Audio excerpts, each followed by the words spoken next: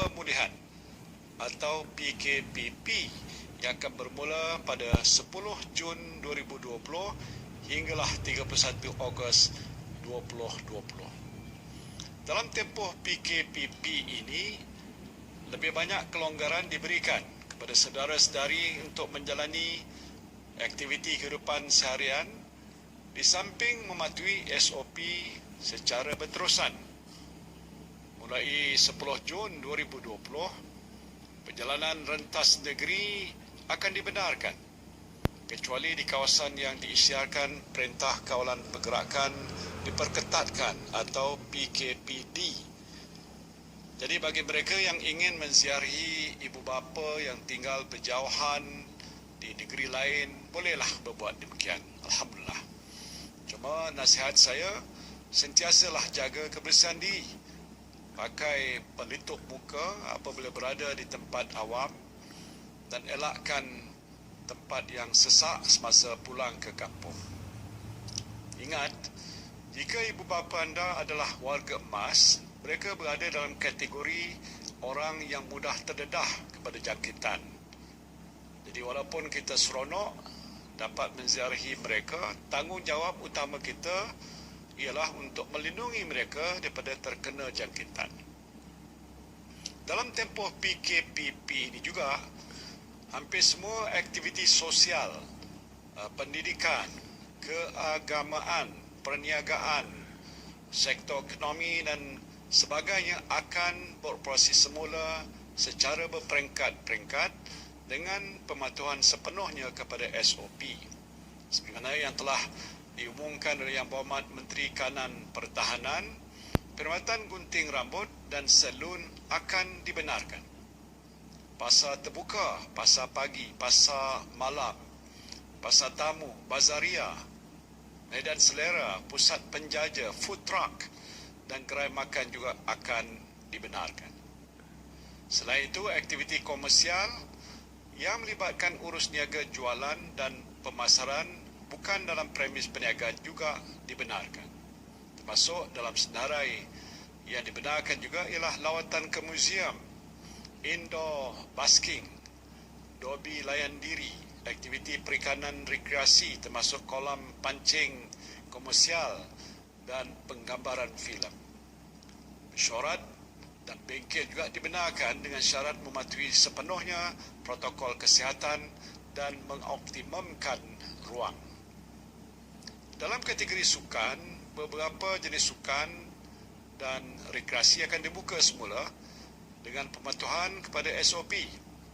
Ini termasuklah latihan persediaan pasukan permainan sukan, aktiviti sukan yang tidak melibatkan sentuhan badan seperti bowling, badminton, memanah, menembak dan lain-lain. Aktiviti berkumpulan di luar seperti kayuhan basikal dan konvoi motosikal juga dibenarkan.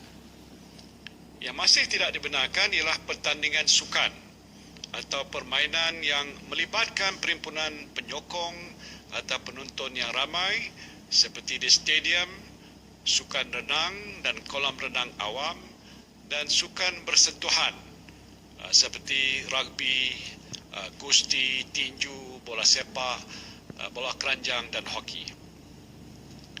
Selaras dengan fasa penyediaan semula ekonomi negara dan tiada lagi sekatan rentas negeri, aktiviti pelancongan domestik akan dibenarkan. Jadi saudara-saudara bolehlah membawa keluarga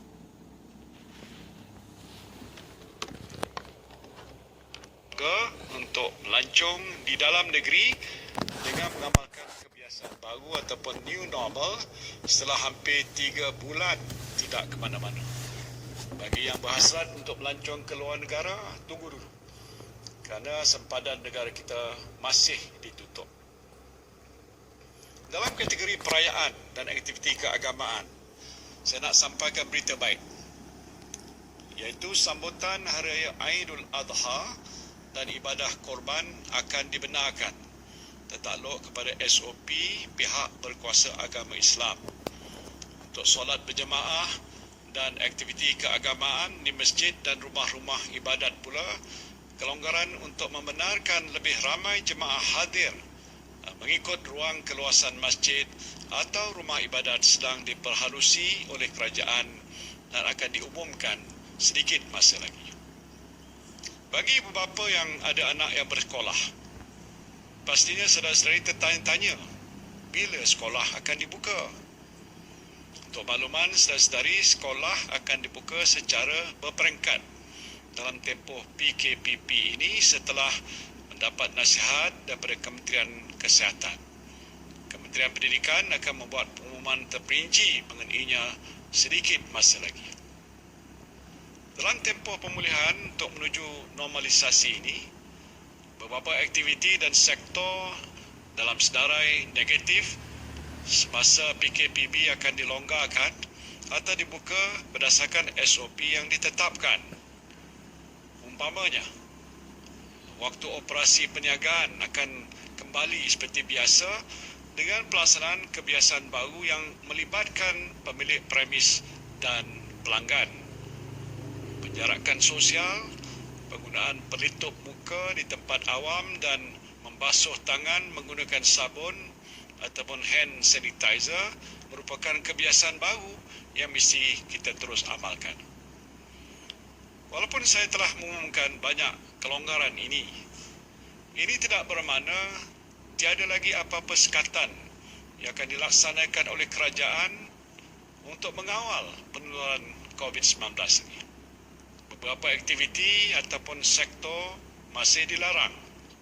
Ini termasuk pub, kelab malam, pusat hiburan, pusat refleksologi, pusat karaoke, taman tema, perarakan keagamaan dalam jumlah yang ramai, kenduri kendara, rumah terbuka dan aktiviti ataupun apa-apa aktiviti lain yang melibatkan kehadiran orang ramai yang bersesak di suatu tempat sehingga menyukarkan amalan penjarakan sosial dan juga pematuhan kepada SOP.